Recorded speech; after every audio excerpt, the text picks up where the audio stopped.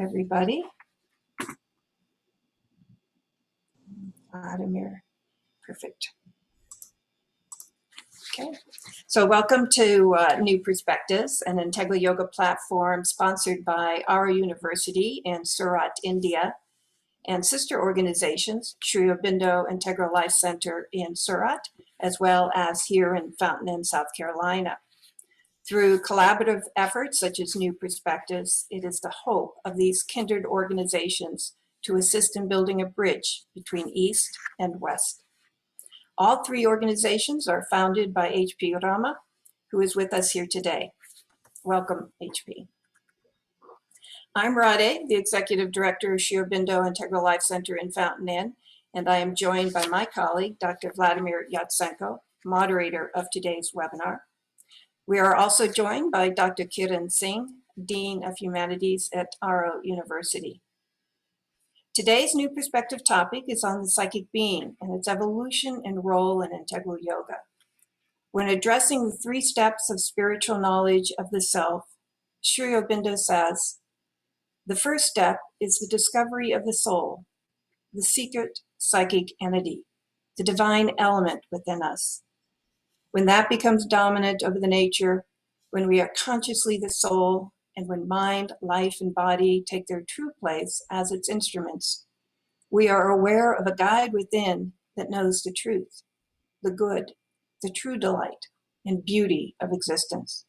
A guide within that controls heart and intellect by its luminous law and leads our life and being towards spiritual completeness. This is the first step of self-realization, to enthrone the soul, the divine psychic individual, in the place of the ego. Today, we are honored to have with us Dr. Brant Cortright, who will speak on the topic, the opening of the heart and the evolution of the psychic being. Welcome, Dr. Cortright. We're very much looking forward to your talk on such an important topic today.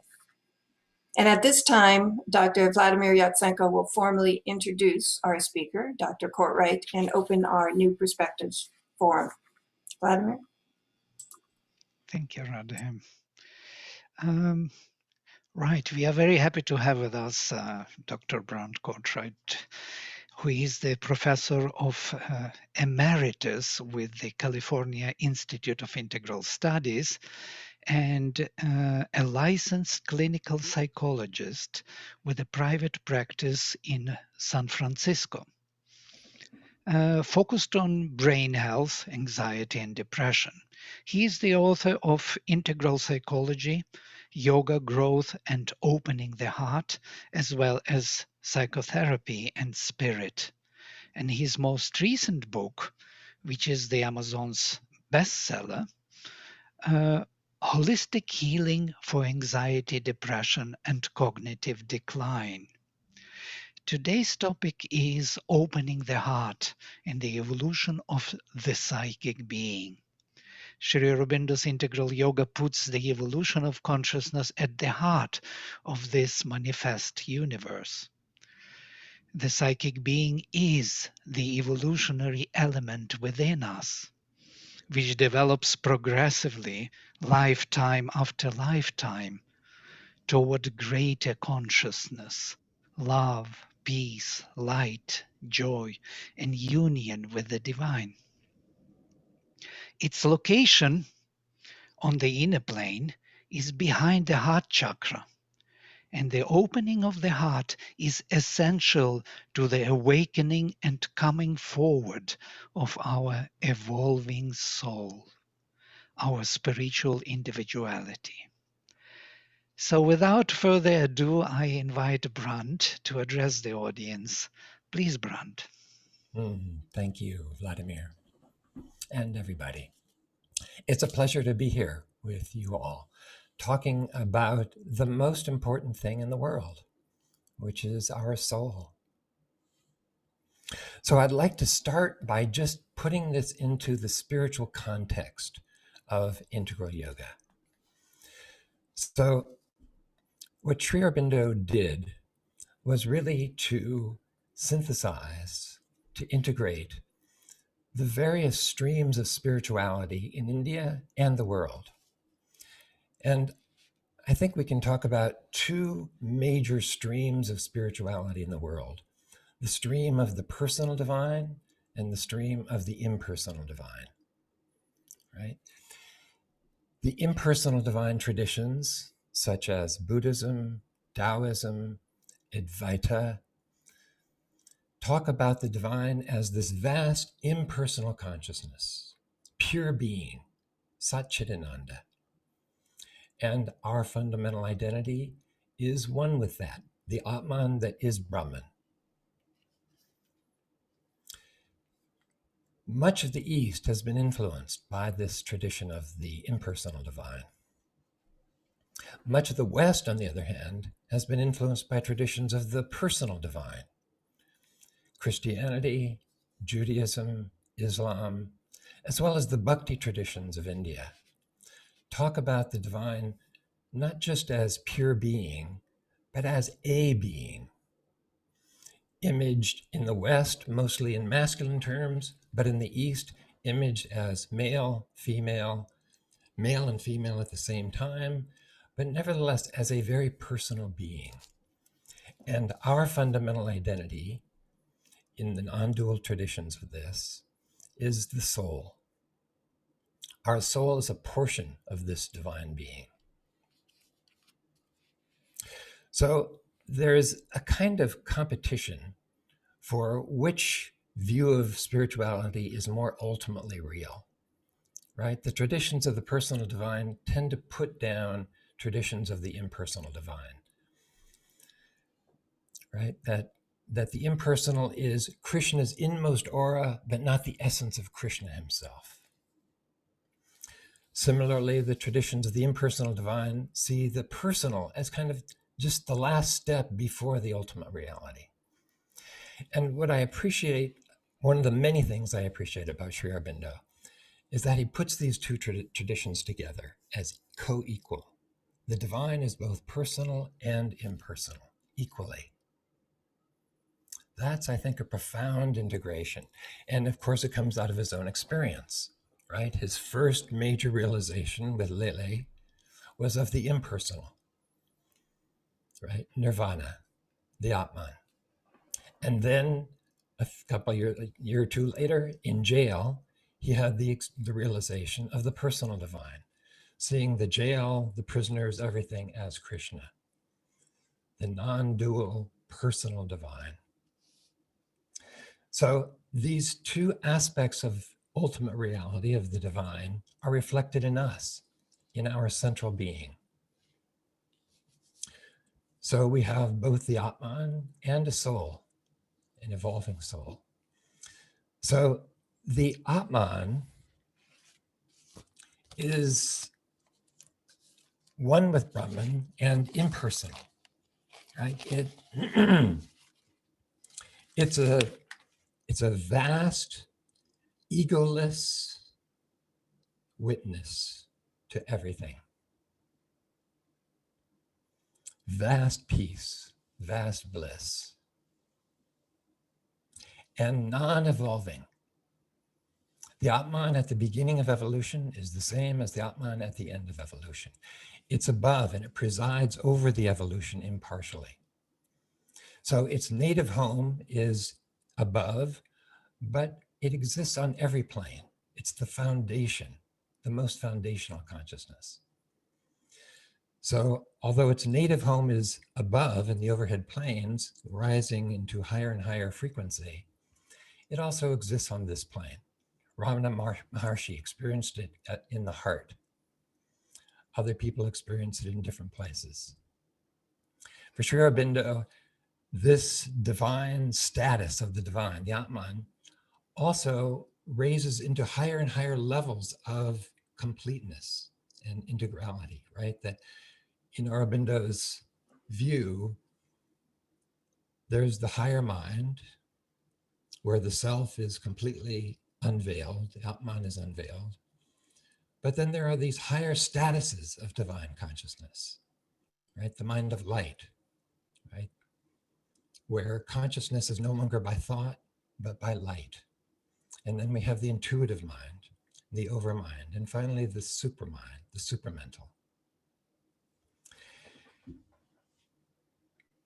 Now, in Sri Aurobindo's view, consciousness evolution is at the very center of all this.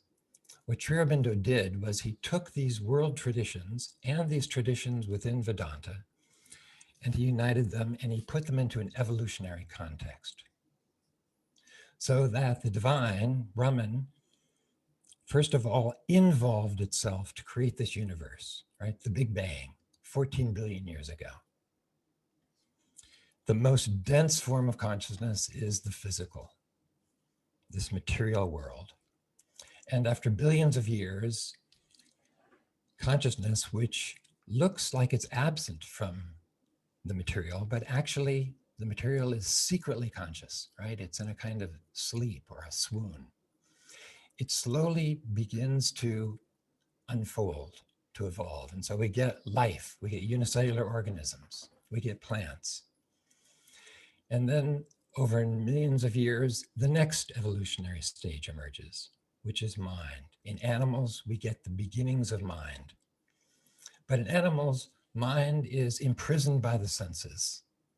It's not until the human level where we get language, where mind comes into its own. Mind can step back from the senses, reflect, observe what is happening. And now the stage is set for the next emerging stage of consciousness, which is spirit taking possession of this instrument, this body, heart, mind, instrumental nature. And the soul, the evolving soul, or what Sri Aurobindo calls the psychic being, is what evolves lifetime after lifetime. So the word soul is a kind of a funny word. Sri Aurobindo mostly uses soul and psychic being interchangeably, probably 98% of the time he uses them interchangeably. Technically, there's a slight difference. Technically, the psychic being is that evolving portion of the soul. The soul has all possibilities, but evolves out of it very particular ones to create our unique spiritual individuality, our unique psychic being, our unique soul. And this soul develops from just a kind of whisper, just a kind of small presence. And it begins as this spark, which then becomes a flame, lifetime after lifetime. So the idea is that the first task of the psychic being, of the soul, is to develop the instrumental nature, right? So this spark begins with unicellular organisms. It develops more into plants. In plants, we get an actual psychic presence. Then in animals, we see a more evolved soul, a more evolved psychic being that has more possibilities for self-expression, more capacities. And then the human being, we get really the psychic being. It develops not just from a presence, but into an actual being. What's interesting is that sometimes animals seem like they have more of this than human beings. And I think that the way that's often talked about is that the soul in animals is right in front. There's no ego there, sort of covering it up. So the soul is right there. And in human beings, as we develop, as we are born, the senses pull us outward. And so we begin to identify with this outer consciousness, this outer body, right? And we begin to look for love from our mother, from our father.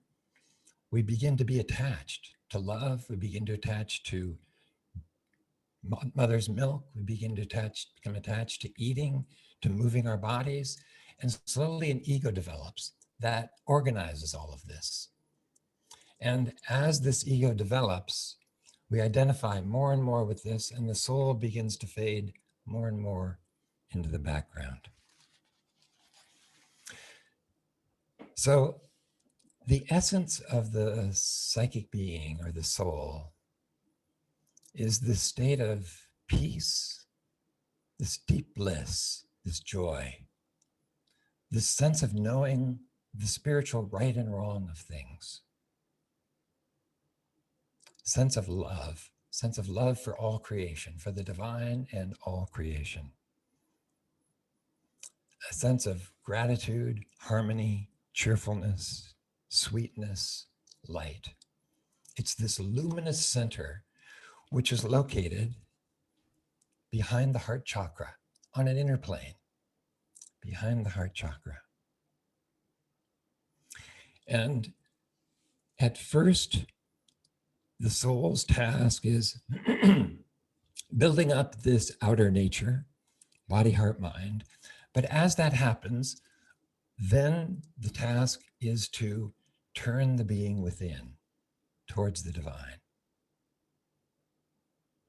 So the psychic being begins to refine the outer nature, right? That the first X number of incarnations, say on the human level, the soul is simply lost in outwardness. We see this in most of humanity, right? Lost in outwardness, lost in this identification with this surface being. But as the psychic being grows, as it gets stronger, as it gets more developed, more individuated, more differentiated, it begins to refine the outer nature and to begin to turn us within. We begin to see that there is a whole consciousness, a whole life inside that we didn't see at first. And this development of the soul is what turns us towards the spiritual life in Sri Aurobindo's view. It's the secret part of us that turns us inward. So we've got these two aspects of our central being. Sometimes Sri Aurobindo talks about the central being as the Atman, sometimes as the psychic being, but most often as both together. We have this impersonal, universal, non-evolving Atman consciousness, and we have this very individuated psychic being. They are both part of us. We have both personal and impersonal within us. The psychic being relates more to the personal divine. The Atman is one with the impersonal divine. Now, Sri Aurobindo is quite wonderful in saying that each person on the spiritual path needs to pick their own way of approaching the divine. You can approach through the impersonal, you can approach through the personal. See which way is natural to you. But he thought that for the majority of people, approaching through the psychic being, through the soul, was the natural way to approach. That it was more accessible, right? The number of people who actually reach enlightenment, not very many. Maybe there's, a dozen in the world. There's a lot of people who talk about it. I understand that. And in the spiritual marketplace, there's a lot of would-be gurus. And I'm a little cynical just because I've come into contact with many of these, and it just seems, the ego just seems all over the place. But you can talk a non-dual game pretty easily for me. It's not so hard to do. But the number of actually enlightened people seems to be pretty small. So the psychic being, on the other hand, is much more accessible, according to Sri Aurobindo, and the mother. The psychic being is our true guide in life because it comes from the divine, because it is part of the divine. It knows the spiritual right and wrong. It knows our pathway in life. And it communicates through a kind of essential feeling, not so much by thought, but by feeling, an essential spiritual feeling, warning us when we are heading off the path by a sense of unease. And when we are on the path, there's a sense of, yes, yes. Now, the tricky part it seems like, is discerning the ego's vital desire from the soul's aspiration to the divine. So the soul is always in a state of aspiration, right? Aspiration for Sri Aurobindo is what the soul's journey is all about. The soul is always aspiring for the divine and all things divine. The soul is aspiring for union with the divine, for love, for bliss, for peace. It's always in the state of aspiration, wanting to progress, right? The mother says that the essence of the psychic being is constant progress, constant growth.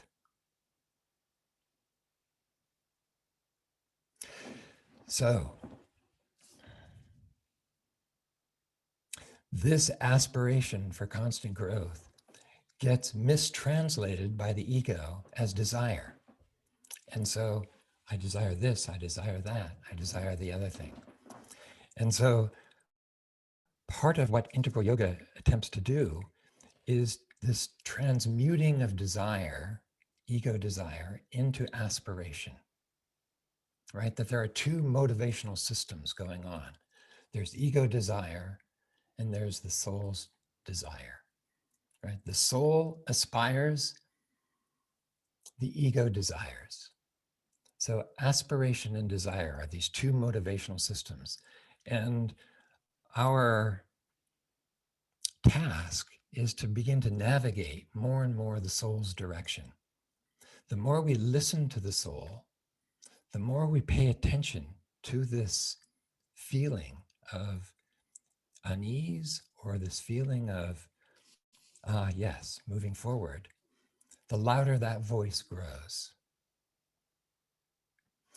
So the soul begins as this unconscious influence on the person's life. Then, as it gets stronger and stronger, it begins to be a conscious influence. And then there begins to be actually an actual awareness of it. There begins to be some realization of it. And then it begins to come forward, right? So there's these three states Aurobindo makes a differentiation between: experience, realization, and transformation. Experience is temporary.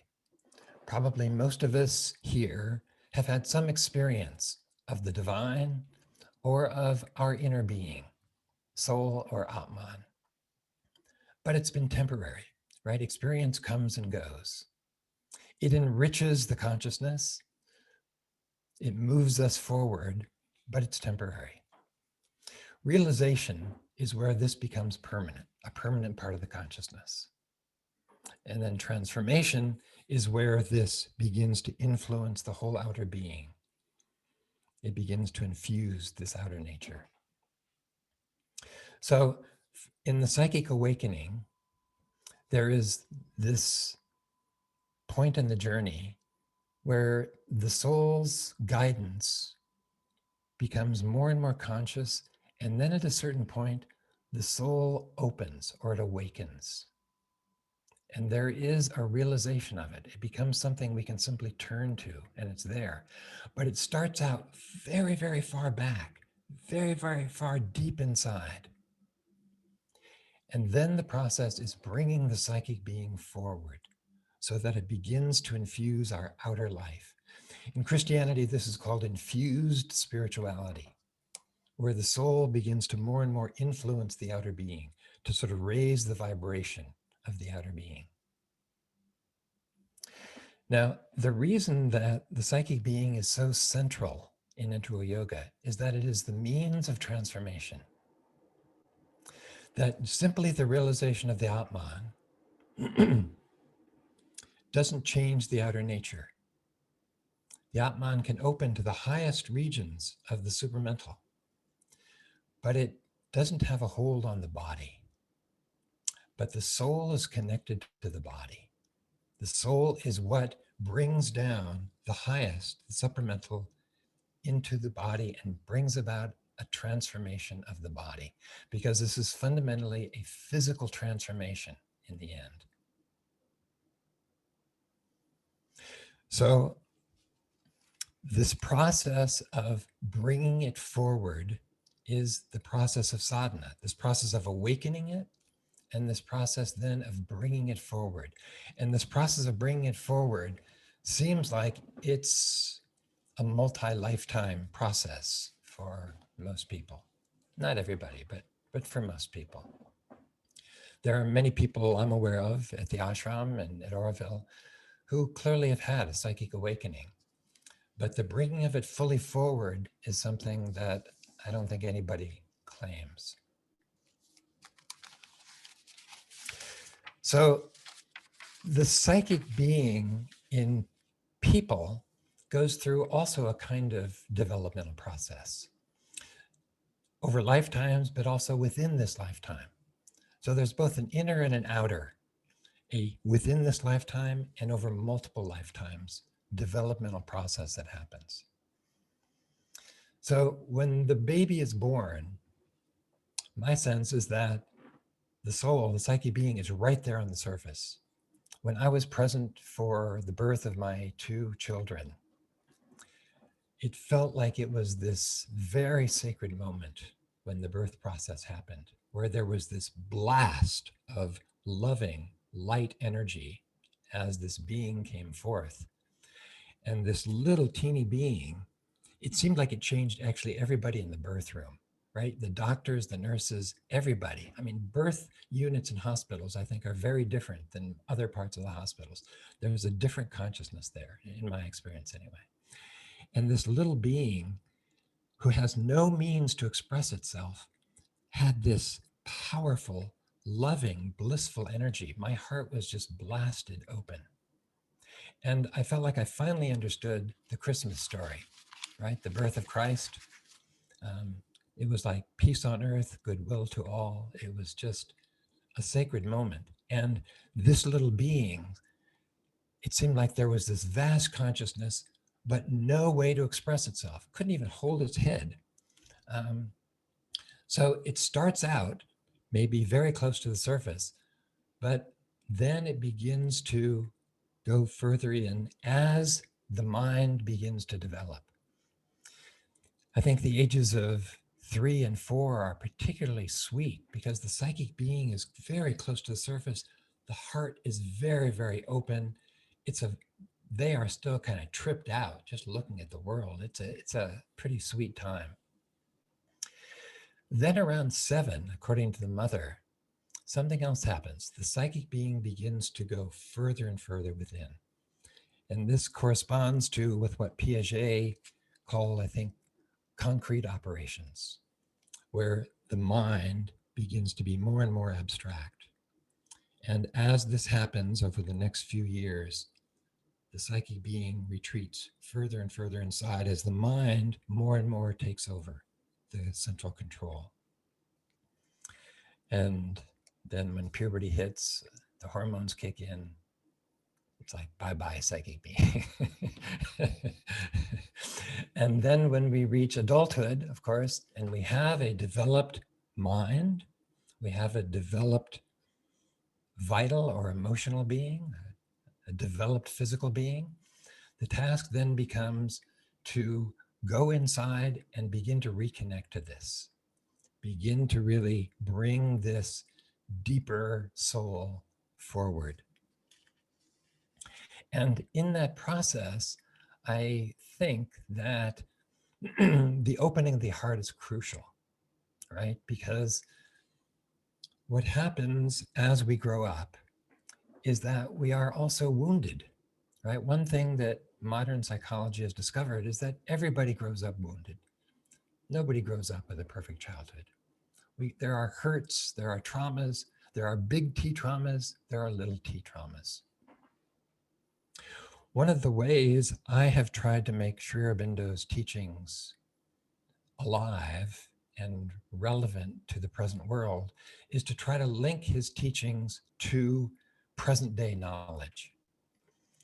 And so my book, Integral Psychology, Yoga, Growth, and Opening the Heart, really tries to locate Western psychology within the context of of integral yoga, right? To really situate what Western psychology has discovered within these greater discoveries of Sri Aurobindo about the inner world. And Western psychology has made a research project of the ego and how the ego develops an unconscious and unconscious defenses, and how it is wounded and how it defends against those wounds by contracting the heart, by hardening the heart, by defending against feelings. So I think that psychotherapy and spiritual practice have a similar goal, which is to open the heart, to increase the heart's capacity for love, for generosity, for appreciation, for connection. But spirituality and psychology go about this in very different ways. Spiritual traditions tend to open the heart directly through bhakti, through love, devotion, surrender. Whereas Western psychology opens the heart by seeing how it's closed and by going into the defensive contractions and unhealed wounds that cover the heart. And as those wounds heal, as we are able to tune into the shadow side, negative feelings, hate, anger, fear, shame, as we are able to own those feelings, the heart then opens. Now, these two different ways of opening the heart actually, I think, are opening two different hearts, right? Sri Aurobindo talks about two hearts. He says there is this deeper spiritual heart, and on the surface, there is the ordinary heart of emotion. That's what Western psychology studies. Spiritual traditions, on the other hand, focus on this inner heart. And as both hearts open, the soul begins to awaken, begins to come forward. Now, it seems to me that the biggest obstacle to this heart opening is a closed outer heart. And so one thing that I think is helpful is to begin to see the ways in which this outer heart has closed, the ways in which we defend against feelings, the ways in which we ignore feelings. And that's hard to do because our unconscious is not aware of this. And so inner work of some sort, and there's many different varieties of it. Therapy is one, coaching. There's many different pathways here, body work. What happens is that as the person grows up with these neurotic contractions, the heart closes and squeezes, and our capacity for feeling goes way, way down. We have a stunted capacity for feeling. And so through inner work, we begin to re-own this feeling capacity. We begin to see how actually, no, the ego can learn to tolerate higher and higher intensities of feeling and wider kinds of feelings. And as that happens, as our capacity for feeling negative feelings increases, so does our capacity for feeling positive feelings, right? When we shut off the capacity for feeling, we shut off the positive and the negative. It's this whole feeling capacity that gets shut down. As we head into the shadow, into the negative feelings, and own those, heal those wounds, the higher feelings, love, gratitude, appreciation, that begins to open up as well. And our capacity for bhakti, our capacity for devotion increases. So one thing that Western psychology has discovered is that the self needs to be always growing, right? In the same way as the mother talked about the soul being in a state of constant progress. Well, the soul also puts forth this body, heart, mind instrument. with each new incarnation. And as part of that go certain capacities, certain abilities, certain potentials. So in Essays on the Gita, Sri Aurobindo talks about the importance of our essential nature, svabhava, and being in harmony with our svabhava, with our essential nature, is part of the teaching of the Gita, part of our unfolding in the world, allowing this essential nature to come forth in our work, in our lives.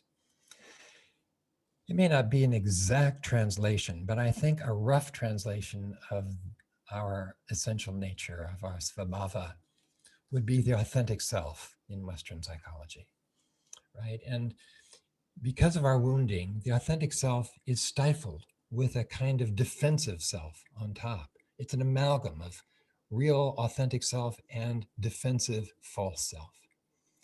And as we work through that, and as the authentic self comes more and more online, then the soul has more and more of an instrument through which to work, increasingly consciously as we do sadhana. Now, in the same way that in Western psychology, there is a big focus on the growth of the self. I mean, what therapy really tries to do is to get a person growing on their own, and then therapy stops. The reason people come into therapy is because they're stuck. And when they're stuck, they develop symptoms: depression, anxiety, shame. Ego becomes fragile, becomes fragmentation prone. As the wounds are healed, as the person's growth process gets moving again, then they are in the flow. Then therapy ends. They are growing on their own. Well, it turns out that the same process also works with the brain. And my most recent book really takes integral yoga into the realm of neuroscience and the brain. So the brain also is always growing, always moving. You know, we tend to think of the brain as like a computer, but that's really a very bad image for the brain, because a computer is something dead, right? The brain is not like a computer chip. It's not static like that. It's always in movement. It's more like a big amoeba, this organism that is always moving, always growing. So we've known about neuroplasticity for many years, or actually a couple of decades now, a few decades, where the brain is always making new connections within itself. But in the past 15 years or so, 20 years, they've now discovered that the brain also makes new brain cells, a process called neurogenesis. So they used to think that the brain stopped growing in our early 20s, and then it was just one slow die-off. But now they realize, no, the brain grows throughout our entire lifetime. And it turns out that the rate of neurogenesis and neuroplasticity, also called synaptogenesis, our neurogenic rate has a big impact on how we feel and how we think. So when this neurogenic rate slows down, we get stress, we get anxiety, we get depression, we get cognitive decline. The common underlying neural mechanisms behind these is a neurogenic slowing. And so there's been a big increase, like by 5 to 10 times in the past 50 years, of these disorders of anxiety, of depression, and of cognitive decline, of Alzheimer's, of dementia. It's another pandemic. And one of the main reasons is because of all the neurotoxins in the environment. These neurotoxins, if you go to Wikipedia, you'll see 200 pages of lists of neurotoxins, 30 on each page. There's 6,000 neurotoxins in the environment that were never there before. Some of these we know about, mercury, lead, arsenic. Many are just coming into consciousness now. Different plastics, phthalates. These are endocrine disruptors. Things like smog, has a big impact on our neurogenic rate. Pesticides, glyphosate, the most widely used pesticide in the world. 300 million pounds of it in the United States. It's used widely in India, in China, in Brazil. This has a powerful neurogenic slowing. And in America, 93% of Americans have measurable glyphosate levels. So it causes a kind of weakening of the brain. And so when this happens, when the brain weakens, when the neurogenic rate slows, we get all of these symptoms. Again, anxiety, depression, brain fog. And that makes sadhana very difficult to do because we've got all this other stuff. There's all this interference going on the surface. And so my own sense is that an integral approach to sadhana and healing is body, heart, mind, spirit, right? That we need to work on all levels. We need to work on this physical level of the brain. We need to work on this emotional level, healing our wounds and expanding our capacity to feel. We need to work on the mental level, learning new things all the time. And we need to work spiritually, doing some kind of spiritual practice, whether that is bhakti yoga, jnana yoga, whether that is karma yoga, whether that is integral yoga. Hopefully all of these together. Now, I'd like to just end by doing one of the meditation practices that Sri Aurobindo recommends for awakening the psychic being. He recommends many different practices, right? He mostly says, experiment, try on your own, see what works. But when people say, yeah, but what do you think? He'd say, well, try this or try that. And this is one he recommended over and over again. And there's two parts to it. The first part is centering your consciousness in your heart area. And the second part of it is focusing there on a feeling of aspiration or a feeling of bhakti, love, devotion, or surrender. And simply passively disregarding all other thoughts and feelings and riding that feeling deeper and deeper into the heart. Could we all take just a few minutes to try this on and just see what it's like? You can do this with eyes open or with eyes closed, either way. So first of all, simply center your consciousness in your heart area, as if you are physically located in your heart. And then from there, see if you can tune in to a feeling of aspiration or of love, of bhakti, surrender. For many people, these are too hard to connect to, but everybody can connect to aspiration because the soul is always aspiring. Again, there's a difference between aspiration and vital desire. Vital desire is unquiet, grasping, demanding. But aspiration is fundamentally peaceful. It's quiet. It can be intense, it can be strong, but it's fundamentally peaceful. So the soul is always aspiring for the divine, for its own emergence, for love, for bliss, for union.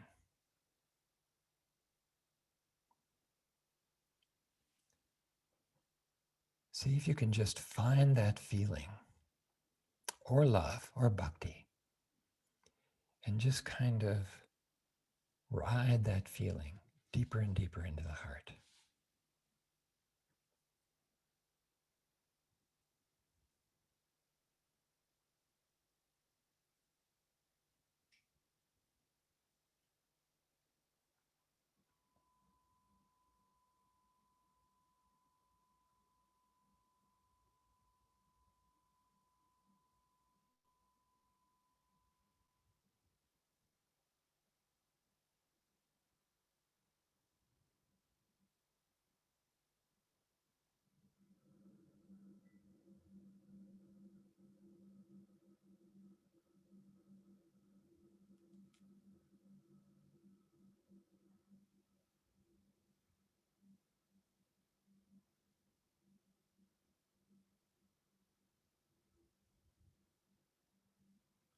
Other feelings may arise, other thoughts. You may get spaced out. Again, just passively disregard these and gently remind yourself to come back to this place in your heart and to this feeling of aspiration, of love, because it's by the force of feeling that the heart opens, not through thought, it's through feeling. Sometimes what arises is how the heart is closed, in which case we may need to be with that for a while. And then when we can, ride this feeling of aspiration deeper and deeper within.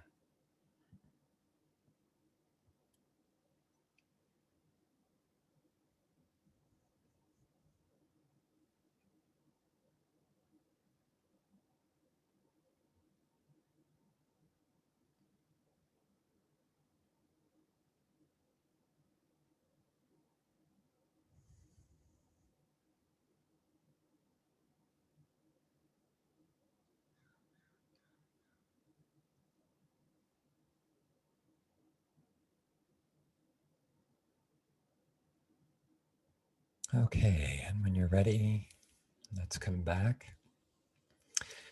Somewhere Sri Aurobindo says how before the consciousness rises above, in Integral Yoga, the natural center is the heart. The natural center to focus consciousness is the heart. And in doing that, as the heart opens, we need to also be careful that we don't get carried away in a vital display. It needs to be this inner heart, which is again fundamentally peaceful, fundamentally quiet, but which also has for us our real direction in life if we can begin to listen to it more and more. So with that, let me bring this to a close. I think we're about at the 45, 48 minute mark.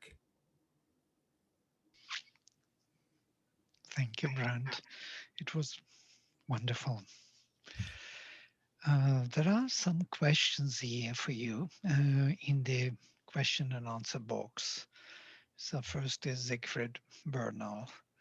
When we talk about psychic being, do we talk in first person or in the third person? What relation does psychic being have with reincarnations, according to you? Well, when we talk about the psychic being, it depends if we're referring to the psychic being as this entity, so therefore the third person more abstractly, or are we talking about it in relationship to ourselves? And am I actually in touch with the psychic being? Is it something I am speaking from experience? Or something I have had the experience of, but which is no longer there? Probably many of us have had the experience of it temporarily, but being permanently grounded in there or stabilized in that consciousness is something probably less common. So I think it just depends on the context, how we're talking about it. And the relation of the psychic being to reincarnation, I'm really going on Sri Aurobindo here. For Sri Aurobindo, the psychic being is what grows lifetime after lifetime. So at the end of a particular lifetime, as the different subtle bodies dissolve, the subtle physical, subtle emotional, subtle mental, the psychic being or the soul retires and extracts the spiritual essence of that lifetime and makes a soul growth from it. And then prepares for the next lifetime. What are the ways in which it wants to develop? And more psychic beings, as they develop, have a greater and greater say in the environment in which they are born, and a greater and greater sort of trajectory or direction that they are wanting to take. Initially, reincarnation is very rapid, according to Sri Aurobindo, almost automatic.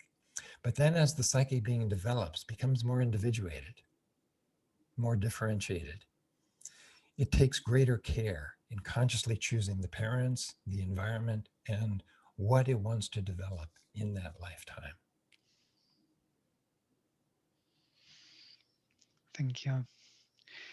There is another question. How do you use the consciousness of the psychic being in your clinical practice? Good question.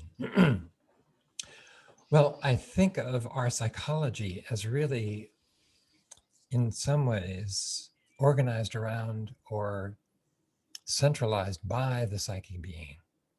But very, very few people are actually aware of it.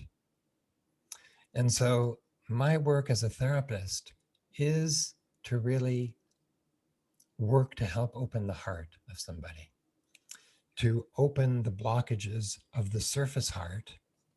And as that occurs, the person becomes more and more able to listen to this deeper center within. For some people, that will open up spirituality. For some people, they will leave therapy at that point and simply go off on their journey. It all depends on the person.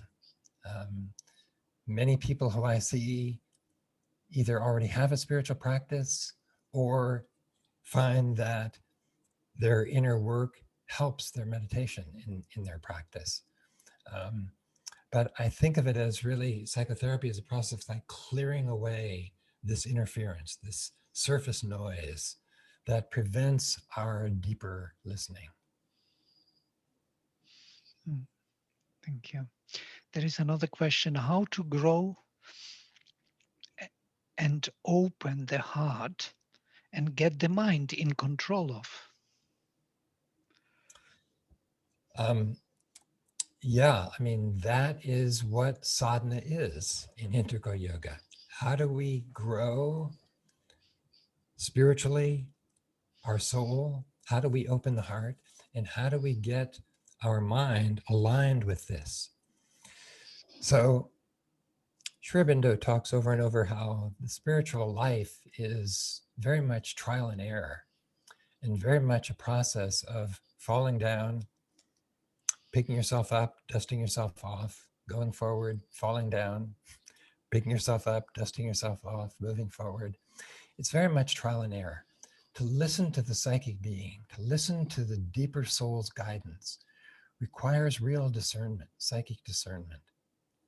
And for Aurobindo, there is no quick and easy way to develop this. It develops progressively and slowly in most people, he says. But it takes aspiration. It takes focus. We have to really want to listen to it. Many of us have had the experience probably of having some big failure in life and then going, oh my God, if I'd really listened to myself, I wouldn't have done that. I wasn't really paying attention. I was just going on my vital desire and being carried away by that. Each time we do that, we go, oh yeah, I really wasn't paying attention. We begin to tune in to the voice of the psychic more fully. When we ignore its voice, when we're just lost in outwardness, that voice gets fainter and fainter. As we aspire to know it, as we turn within and pay attention to it, its voice gets stronger and stronger. The signal gets louder and louder. So it's simply a matter of practice and aspiration. That's my understanding of that process in integral yoga. Thank you. There is a related question.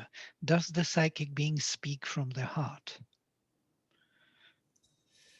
The psychic being speaks out of the heart. It speaks, but it also involves a much higher knowing than even the mind, right? Because the psychic, because the soul comes from the divine, because it comes from the truth, it knows the truth of all things.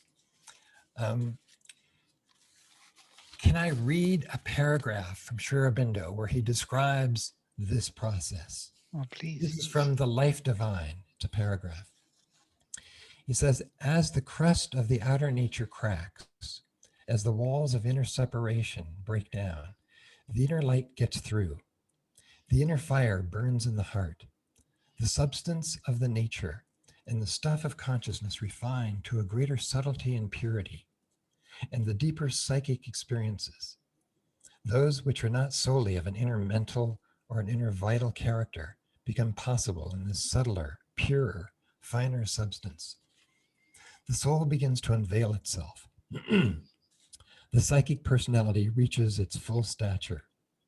The soul, the psychic entity, then manifests itself as the central being, which upholds mind and life and body and supports all the other powers and activities of the spirit. It takes up its greater function as the guide and rule of the nature.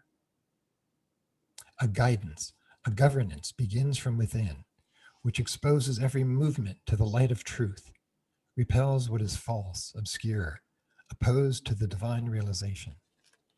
Every region of the being, every nook and corner of it, every movement, formation, direction, inclination and thought, will, emotion, sensation, action, reaction, motive, disposition, desire, habit of the conscious or subconscious physical, even the most concealed, camouflaged, mute, recondite, is lighted up with the unerring psychic light, their confusions dissipated, their tangles disentangled, their obscurities, deceptions, self-deceptions, precisely indicated and removed. All is purified, set right, the whole nature harmonized, modulated in the psychic key, put in spiritual order. This process may be rapid or tardy, according to the amount of obscurity and resistance still left in the nature, but it goes on unfalteringly as long as it is not complete. What is the page of this Live Divine quotation? I have it on page 808, but that's an old hardbound copy. So it's in the first chapter. It's in the Triple Transformation. Triple Transformation. Yeah, right. yeah. Thank you. That was one of the questions. And there are two related questions about artificial intelligence. Some say modern internet, tech, and artificial intelligence is a sign of evolution of consciousness of Sri Aurobindo. Others say AI has dumbed down intelligence. Your view? My own view is that AI, artificial intelligence, is nothing more than a very fancy adding machine. AI, I mean, there's all this talk about, when AI becomes conscious. My own view is that that's silly because there's no soul there. There's no psychic being there, right? For true consciousness, there needs to be a psychic being. There needs to be a soul. And there isn't any in AI. And there never will be. So the psychic being, the soul, develops progressively out of nature over lifetimes. We can't transplant this into a computer. I just don't think it works that way. So a lot of the sci-fi stuff, although I enjoy sci-fi, I have a hard time sort of going along with. It's sort of making things sort of too human because it will never have this psychic being within. It's simply instrumental. Our instrument could really take the position of the consciousness. Yeah. Mm-hmm. Right. And the last question, what is the relation between the egoic and psychic beings? It depends on the person's evolution. At the beginning, there is not much connection. The psychic being exists in a wilderness, as Sri Aurobindo has said. Its directions go unheeded. Its guidance goes unheeded as the egoic outer nature simply runs the show. But over lifetimes, and then hopefully within this lifetime, as we do sadhana, there is an increasing relationship. This is what's called the psychic transformation, where there's the spiritual transformation where we go into the Atman and those energies come down to some degree. And there is the psychic transformation where the psychic being infuses this outer nature, refines this outer nature. And then the supplemental is where the supplemental comes down through the psychic and changes the physical. But the psychic transformation is essential. And that is what we are really talking about today. This process of increasing influence of the divine that becomes, or increasing influence of the psychic being that becomes more and more conscious the more we are on this path. The more we attend to this, the more we tune into this aspiration, the more we center in the heart, as that psychic being then awakens and then slowly comes forward more and more and more. That coming forward is a developing a relationship, is a psychization of the ego. But we look at the current state of the world and we'd have to say there's not much relationship. Right. There is also a very provocative, the last question from Irena from Auroville. It can be observed that many confuse the spiritual ego with the voice of psychic being. How to differentiate? That is the $1 million question. If it was clear from the beginning, there would be no problem on the spiritual path. Sri Aurobindo says this is the cause of all the problems on the spiritual path. And this takes psychic discernment, which grows through trial and error, right? I think this is my psychic being. No, it's just my vital ego. Is this sense of unease my psychic being speaking, saying that's the wrong path? Or is it simply anxiety from my ego? And it's something I could really go beyond. What is actually happening? How do I really navigate these internal signals? How do I discern the difference between my egoic desire or repulsion from the psychic's inner guidance? Again, there is no clear answer to this other than trial and error. We need to find out for ourselves. But that is the question, and all of the sadhana depends on that. Yeah. Right. So thank you very much. It was very clear and very delightful presentation on this very special and central topic in the yoga and sadhana. I hope we meet again and continue our journey and learning together from you, from your expertise, and this connection with psychology, with psychotherapy. For the first time, I saw it as possible in your presentation, as meaningful. Oh, good. Thank you. So if there are more announcements, Radha, please, then. Sure, thanks, Vladimir, and thank you, Dr. Cortright, so much. And just to let you know, we got several messages both in the chat and in the Q&A thanking you for your clarity and your sincerity and your wonderful talk. So this webinar, as well as all other previous New Perspectives webinars, are posted on our website, and I've put in the chat box the website URL, which is labrascenter.com. And just an announcement also that next week we will have Dr. Sumitra Basu will rejoin us, and he will speak on the overmental and supramental consciousness. And Dr. Yatsenko will provide an introduction to this topic. So we hope you can join us same time next Saturday. And thank you again, Dr. Cortright. Yeah, thank you. Thank you, Brant. Namaste. My pleasure.